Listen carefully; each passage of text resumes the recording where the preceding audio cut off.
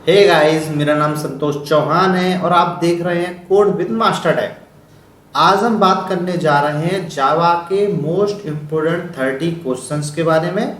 ये क्वेश्चन दोनों लैंग्वेज में होंगे, आपके इंग्लिश में भी होंगे और आपके हिंदी में भी मैं आपको समझाऊंगा, ठीक है ना। ये हमारा सेट 3 है, यानी कि पार्ट नंबर 3। अगर आपने मेरा पार्ट नंबर 1 या पार्ट 2 नहीं देखा है तो वो भी वीडियो में जाके आप देख सकते हो। चलिए स्टार्ट करते हैं। तो क्वेश्चन नंबर 1 से, Java is a case sensitive language. Option number A true और ऑप्शन नंबर बी फॉल्स। तो क्या जावा हमारी केस सेंसिटिव लैंग्वेज होती है? केस सेंसिटिव लैंग्वेज का मतलब है अपर केस और lower case letter both are different, ठीक है ना। तो यस, जावा हमारी केस सेंसिटिव लैंग्वेज होती है। तो पहले का जो राइट आंसर है वो है true. Question number 2, on which platform Java run. Java किस प्लेटफॉर्म पर रन होती है? विंडो ऑपरेटिंग सिस्टम पर, या मैक ऑपरेटिंग सिस्टम पर, या यूनिक्स ऑपरेटिंग सिस्टम पर, या ऑल ऑफ दीज। तो इसका राइट आंसर है D, all of these. Java किसी भी प्रोग्रामिंग लैंग्वेज पर रन हो सकती है। Question number 3, which one of the following is an unary operator in Java. इनमें से कौन सा यूनरी ऑपरेटर होता है जावा के अंदर? ये वाले पैरेंथेसिस, या मल्टीप्लाई ऑपरेटर, या प्लस ऑपरेटर, या प्लस प्लस ऑपरेटर। तो जो इंक्रीमेंट और डिक्रीमेंट जो ऑपरेटर होता है ये यूनरी ऑपरेटर होता है। और यूनरी ऑपरेटर वो ऑपरेटर होता है जिसमें एक ऑपरेंड आता है, ए। बाइनरी ऑपरेटर वो होता है जिसमें दो ऑपरेंड आते हैं, ए और बी। और टर्नरी ऑपरेटर वो होता है जिसमें 3 ऑपरेंड आते हैं, ए, बी और सी। तो थर्ड का राइट आंसर है D. Question number 4, which of the following operator has high precedence. Precedence का मतलब होता है प्रायोरिटी, यानी कि इनमें से किस ऑपरेटर की सबसे ज्यादा प्रायोरिटी होती है। तो देखिए, अगर आपकी कोई भी एक्सप्रेशन हो और वो एक्सप्रेशन आपको सॉल्व करना है तो सबसे पहले आपको ब्रैकेट सॉल्व करने पड़ेंगे, ठीक है ना। तो पहले ब्रैकेट सॉल्व होता है, फिर बाद में जो भी ऑपरेटर होता है वो सॉल्व होगा। तो bracket plus plus multiply greater than equal to, तो इसका राइट आंसर है ए। तो फोर्थ का राइट आंसर है आपके सामने A. Question number 5, What do you mean by triple operator in Java. यानी कि ये वाला जो होता है, दो वाला, ये तो होता है राइट शिफ्ट और ये वाला होता है लेफ्ट शिफ्ट। लेकिन 3 का क्या मतलब होता है? लेफ्ट शिफ्ट ऑपरेटर नहीं, राइट शिफ्ट ऑपरेटर नहीं, zero fill right shift operator, यही इसका सही आंसर है। और zero fill left shift operator, अगर ये ऐसे होता तो ये लेफ्ट शिफ्ट होता, अगर 3 होते तो इसको बोलते जीरो फिल लेफ्ट शिफ्ट। तो फिफ्थ का राइट आंसर है C. Question number 6, of the following is not an operator in Java. इनमें से कौन सा ऑपरेटर जावा में नहीं होता? ये वाला बिटवाइज और है, ये वाला बिटवाइज एक्सॉर है, ये वाला नेगेशन या टिल्ड साइन है। ये कोई ऑपरेटर जावा में नहीं होता, ठीक है ना। तो 6 का जो राइट आंसर है वो है डी। ये आप कह सकते हैं HTML में कमेंट लगाने के काम में आता है, फिर भी ये प्रॉपर तरीके से नहीं है, ठीक है ना। Question number 7, which of the following operator has more precedence in Java. यानी कि फिर से वाली बात है कि इनमें से कौन सा ऑपरेटर है जिसकी प्रायोरिटी ज़्यादा होती है? माइनस, प्लस, मल्टीप्लाई या नन। तो देखिए इसका राइट आंसर है मल्टीप्लाई। अगर मल्टीप्लाई या डिवाइड या आपका मॉड, इनमें से कोई भी आता है तो पहले वो सॉल्व होगा। प्लस माइनस की priority as compare to multiply से कम होती है, ठीक है। Question number 8, what is the output of the following code. इस कोड का आउटपुट क्या है? Public class master tag, master tag नाम से क्लास बनाई है। पब्लिक स्टैटिक वॉइड मेन, बिल्कुल सही है। तो हमें ये जो इक्वेशन दे रखी है ये सॉल्व करनी है। तो यहाँ पर 5 है, ठीक है 5 भी रहेगा। 5 इंटू 10 सॉरी 5 इंटू 2 10 हो जाएगा, ठीक है। फिर 2 मल्टीप्लाई 2 4 हो गया, 2 मल्टीप्लाई 3 6 हो गया। अब इन सबको प्लस कर दो, तो 5 और 10 15, 15 और 4 19, 19 और 6 25। तो इसका आंसर क्या आएगा 25। तो 8th का राइट आंसर है D. Question number 9, what is the output of the following code. फिर से आपसे एक आउटपुट पूछ रहा है। आउटपुट पता करने के लिए आपको प्रोग्राम को ड्राई रन आना चाहिए कि प्रोग्राम को रन कैसे कराते हैं। तो पब्लिक क्लास मास्टर टैग, ठीक है। पब्लिक स्टैटिक वॉइड मेन, ये भी सही है। ए बराबर है 10, okay. System out dot println A minus minus. तो यहाँ पर माइनस माइनस जो हो रहा है वो बाद में हो रहा है, अभी नहीं हो रहा, क्योंकि ये पोस्ट डिक्रीमेंट है। तो सबसे पहले ए की जगह तो 10 प्रिंट हो जाएगा। फिर मल्टीप्लाई, अब ए यहाँ पे पहुंचा तो ये भी माइनस माइनस हो रहा है बाद में, लेकिन जब यहां से वो 10 पहुंचा और माइनस माइनस होते यहाँ पे 9 पहुंचा है, तो 10 मल्टीप्लाई 9, तो 100, 90, 99 या 72। तो 10 मल्टीप्लाई 9 होता है 90। अगर यहाँ माइनस माइनस ए होता तो 10 यहाँ पे होता मल्टीप्लाई, अब यहाँ पे पहुंचता तो 9 और फिर 9 में से मल्टीप्लाई हो जाता तो 8, फिर 80 आंसर आता अगर यहाँ पर माइनस माइनस ए होता तो, ठीक है। तो 9th का राइट आंसर है B. Question number 10, what is the output of the following code. इस प्रोग्राम का क्या आउटपुट आएगा। Public class master tag, public static void main string args, int A बराबर 10, ठीक है। System dot out dot println A, तो A की value तो 10 है, ओके। मल्टीप्लाई, ठीक है, मल्टीप्लाई का साइन लगा दिया। ए माइनस माइनस, माइनस माइनस होगा लेकिन बाद में होगा क्योंकि ये पोस्ट डिक्रीमेंट है, तो यहाँ भी आपका 10 ही आएगा। तो 10 मल्टीप्लाई 10 100। तो option number A is the right answer. Question number 11, what is the output of the following code. इस प्रकार के प्रोग्राम एग्जाम में बहुत आते हैं। Public class master tag, public static void win, ठीक है। Int A equals to 10 plus plus A, तो 10 की वैल्यू प्लस प्लस हो गई, कितनी हो गई 11।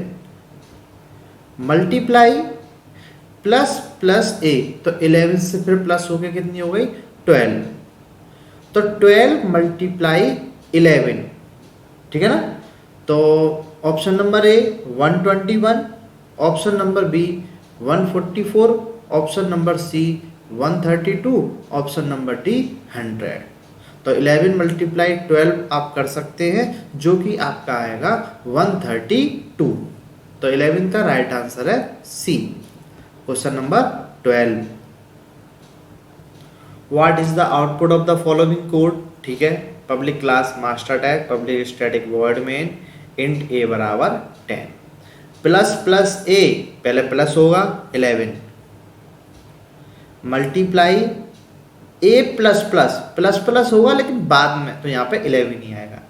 तो 11 मल्टीप्लाई 11 121। तो 12th का राइट आंसर है A. Question number 13, out of this method of the string class which one can be used for testing the string are equality. आपकी स्ट्रिंग इक्वल है या नहीं है, इसके लिए आपका कौन सा फंक्शन होता है।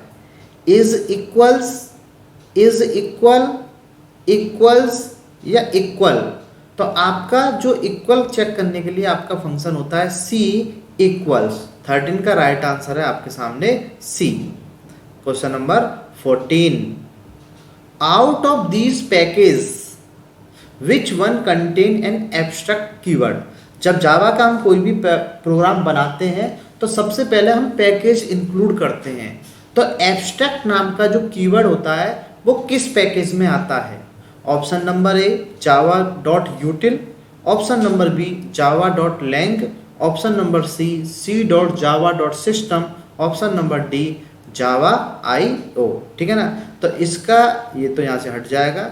ठीक है ना, तो इसका जो राइट आंसर है वो है B Java dot lang. Question number 15, what is the default value of an instance variable in Java. Instance variable वो वेरिएबल होता है जो क्लास के अंदर डिफाइन होता है और किसी भी मेथड से बाहर डिफाइन होता है। तो जो इंस्टांस वेरिएबल है अगर उसको हम कोई वैल्यू ना दें तो उसकी डिफ़ॉल्ट वैल्यू क्या होती है। Option number A null, option number B 0, option number C false, option number D undefine. तो इसका राइट आंसर है ए, इंस्टांस वेरिएबल की डिफ़ॉल्ट वैल्यू होती है null. Question number 16, how to give single line comment.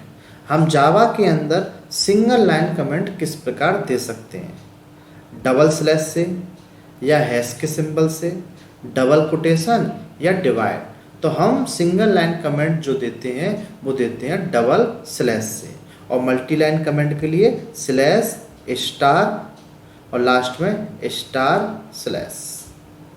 16 का right answer है A. Question number 17, binary Java code is also called as. यानी कि जो आपके बाइनरी जावा कोड होते हैं उनको हम और किस नाम से बुलाते हैं। तो हम जानते हैं कि जावा हमारी कौन सा कोड सपोर्ट करती है, बाइट कोड। तो option number A source code, option number B byte code, option number C run time code, option number D native code. तो 17 का राइट आंसर है B byte code. Question number 18, dash method is the entry point in Java program. ये हम पहले भी बात कर चुके हैं, लेकिन यहाँ पे ऑप्शंस बहुत ध्यान से देखना। इनमें से कौन सी हमारी जावा में एंट्री पॉइंट इंक्लूड होता है, वो कौन सा मेथड होता है। मेन पूरा कैपिटल में है, पॉसिबल नहीं है। पहला लेटर कैपिटल में है मेन, ये भी पॉसिबल नहीं है। मेन जो होता है public static void main, main जो होता है वो पूरा स्मॉल में होता है। तो 18 का राइट आंसर है C. Question number 19, system class belongs to which package. ठीक है ना, यानी कि जो सिस्टम होता है वो क्लास किस पैकेज के अंदर आती है। Option number A Java dot lang package, Java dot IO input output package, Java dot basic package या जावा डॉट सिस्टम। तो सिस्टम क्लास जो होती है वो जावा डॉट लैंग पैकेज के अंदर होती है। तो 19 का जो राइट आंसर है वो है A. Question number 20, which of the following is not a Java keyword. जैसा कि हम जानते हैं कि जावा में बहुत सारे कीवर्ड्स होते हैं जो कि प्री डिफाइन होते हैं, पहले से फिक्स होते हैं। तो इनमें से कौन सा जावा का कीवर्ड नहीं है। न्यू जावा का कीवर्ड है, पब्लिक जावा का कीवर्ड है, वॉलेटाइल जावा का कीवर्ड है, वर्चुअल आपका जावा का कीवर्ड नहीं होता। तो 20 का राइट आंसर है D. Question number 21, which of the following is a valid Java identifier. यानी कि हमारा जो वेरिएबल होता है इनमें से कौन सा वेरिएबल सही है। तो 123 ABC ये बिल्कुल गलत है, क्योंकि वेरिएबल के नाम में कभी स्टार्टिंग नंबर से स्टार्ट नहीं होगी। ABC हाइफन 123 वेरिएबल के नाम में कभी हाइफन नहीं आता। 123 हाइफन ABC ना हाइफन आएगा ना नंबर से स्टार्ट होगी। अंडरस्कोर ABC 123 ये बिल्कुल सही है, पहला लेटर या तो लेटर होगा फर्स्ट कैरेक्टर या फिर अंडरस्कोर हो सकता है, फिर डिजिट आ सकती है, नंबर आ सकते हैं। तो 21 का राइट आंसर है बी। Question number 22,